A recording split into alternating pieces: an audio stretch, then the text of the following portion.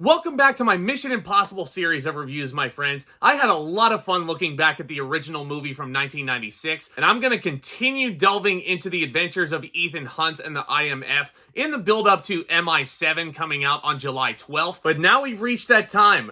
Probably the most polarizing entry in this entire series, Mission Impossible 2, premiering in theaters in the year 2000, which was a crazy year, not just in the cinema, but in general. This one was directed by John Woo, and Tom Cruise had made it clear from the get-go that he wanted a different director for every Mission Impossible entry, which I think is a good idea in some cases, because in that sense, the argument is, the directors coming in won't grow tired of the material. They'll actually be excited to invigorate their own voice into the franchise. The way John Woo helms this movie...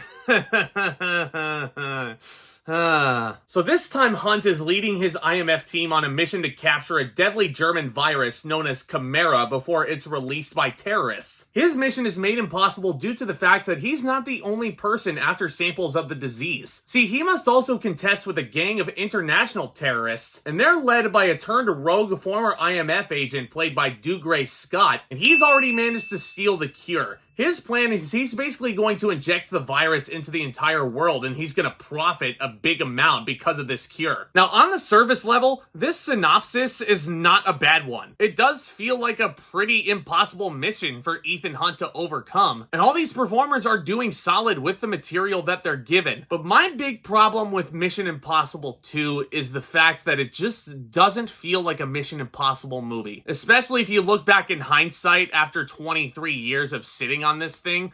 Like, I get that they were trying to experiment and still try to find their footing in what this franchise actually was, but this felt so much like a James Bond movie, and not like the Daniel Craig Bond movies, of course not, you know, because those are all classics. I'm talking about like the cheesy, old-style Sean Connery, Pierce Brosnan Bonds. Ethan Hunt is portrayed in this as a womanizing playboy. I don't know if it necessarily worked for me. Tom Cruise plays the part really well, but it just feels like a completely different person from the first movie. And this movie, in my opinion, is far less suspenseful than the original Mission Impossible, partly because you have to wait a whole hour into this runtime to actually get your first action sequence. And when the action does hit, oh my gosh, it's really cool. The car chases, the motorcycle chases, Tom Cruise once again is doing his own stunts, and they're all staggering. But the fact of the matter is, it's almost like John Woo was like, oh man, okay, I wasn't giving you guys enough action here. Okay, action, action, action. That's all your second half. And I think that there are a lot of good ideas in this movie. Like I said, I think the whole concept of Hunt trying to basically steal the cure for this virus or whatever he's doing, it definitely feels like a Mission Impossible,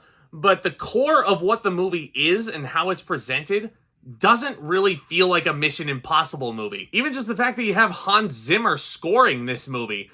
Like, he's great and all, but it's not a Danny Elfman theme song, and it doesn't really have that suspense that it does. It's a good score. Don't get me wrong, I'm not knocking Zimmer, but I just don't necessarily think that he was the right fit for this franchise. You know what else doesn't really fit much in this franchise? A freaking love triangle. But I'm sure the writers were looking at the whole scope of it, and they were like, oh yeah, that's what this movie needs. Not more action, but you need like a love triangle here. You gotta really build the drama. It's a Mission Impossible movie. What do you need a love triangle for? Yeah, this is basically to show that they're trying to turn Ethan Hunt into a modern day Sean Connery style James Bond. And thank God they strayed away from this portrayal, because could you imagine how critically lauded this series would have been if he actually stayed the way he was in Mission Impossible 2? I'll tell you what, the next 4 movies, and I'm assuming the next 5 movies, wouldn't have hit the same. I also love that this movie is so overabundant in slow-mo martial arts. Now, slow-mo is awesome. Don't get it twisted. But I just can't really fathom this being a martial arts style franchise. It's a spy movie. What do you need martial arts in there for?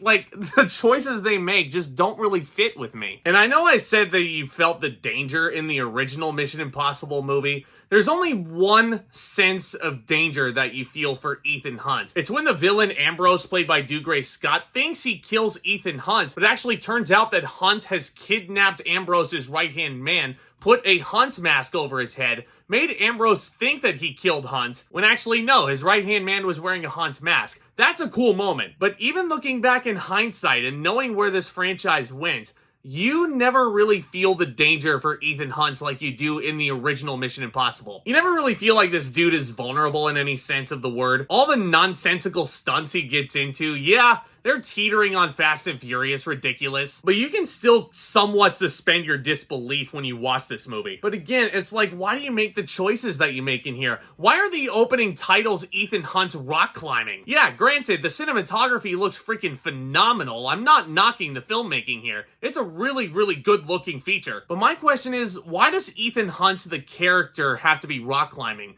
What does he have to gain, aside from a few cool money shots? I mean, if I were Ethan Hunt, I would have saved that for the actual motorcycle thing.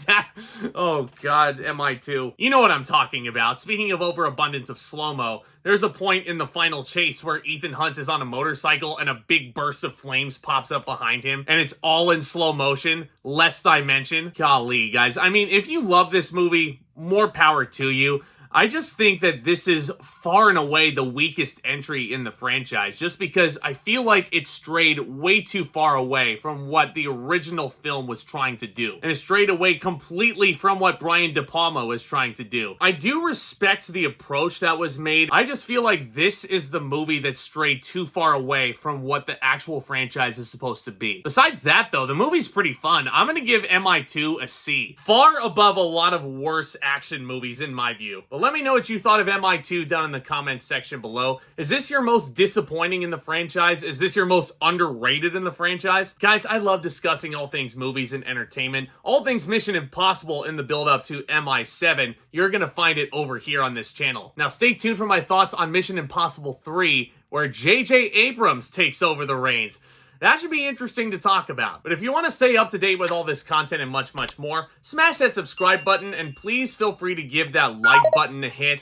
Really, really would help this channel and help continue to grow this awesome community here. Y'all are the best, guys. Stay tuned for more videos very soon. And with all that being said, Back Talk, commence.